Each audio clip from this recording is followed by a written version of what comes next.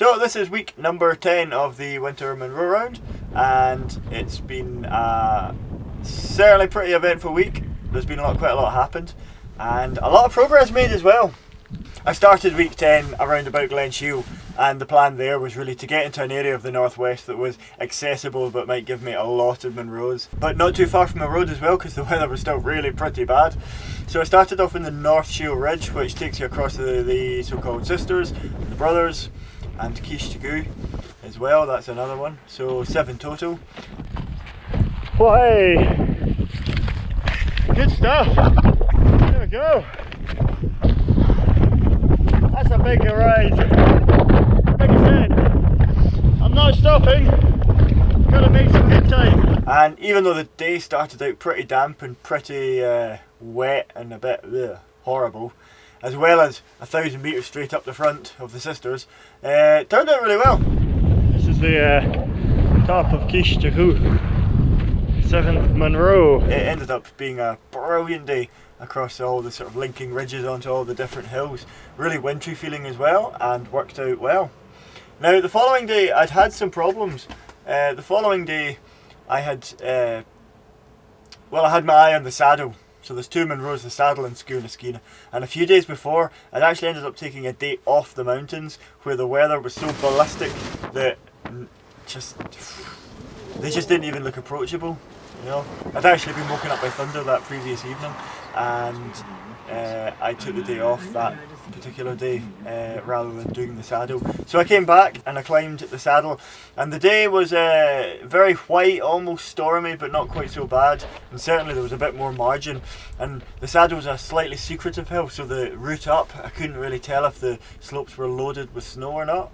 In the end, worked out fine, and I got over to the saddle, got onto Scuain-Skeena, and it was just this sort of silent white day of nobody in the hill and no sign of life. Quite funny, quite strange.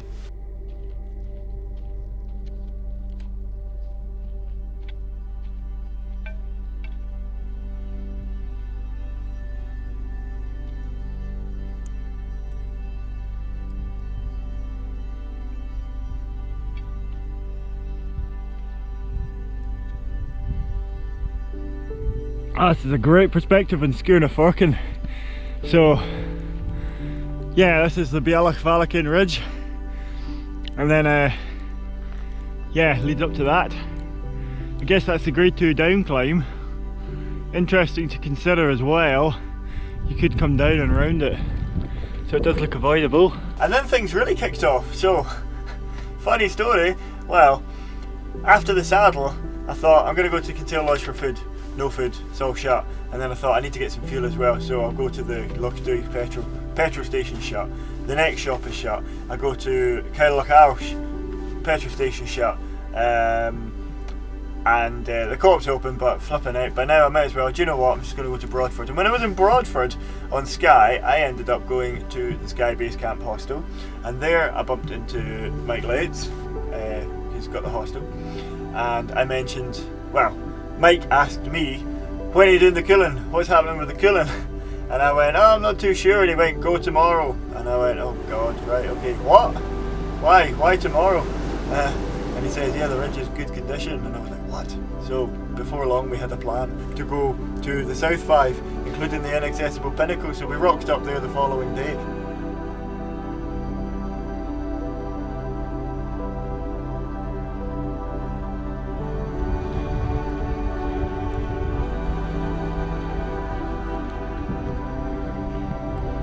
Did the inaccessible pinnacle. I was well pleased to lead that. I'd never been up that before in winter. And then beyond that, I followed all this amazing mountaineering ground with loads of abseiling and loads of really exposed winter scrambling. Sorry? All the way to the lower ledge? Yes. Yeah. Yeah, you don't want to be stopping. And a half and a time. So I worked very tight actually. I was thinking about that. That's 5 metres. Huh? Alright, okay. Never mind. There we go. But yeah, I'd make sure that it's sitting in that groove there rather than... Aye, here, sound. Will do. Okay. Over Scuain-Viconic, Scuain-Yarlach, up to Scuain-Allas there, and into the TD Gap. And then I finished the day over 2 more Munros into the evening, just solo, silent, completely calm, really nice evening. So that was such a big tick to get almost half the Cuillin Ridge done, just there and then out of nowhere. The following day I went up Blavine, again pretty casual day, but after the huge day I just had on the Cuillin, and it was a big one, I was well pleased to have a shorter day on Blavine. A bit of sun, quite casual. I was up there with Richard and John, and yeah, just good company and a good day out. Then to finish the week, I headed back over to Glencairn and went up a Munro, Malkin Jirrick. A lot of snow's fallen. A lot of snow fell last night and yesterday, so yeah, a lot of white stuff about. Malkin Jirrick was really hard work.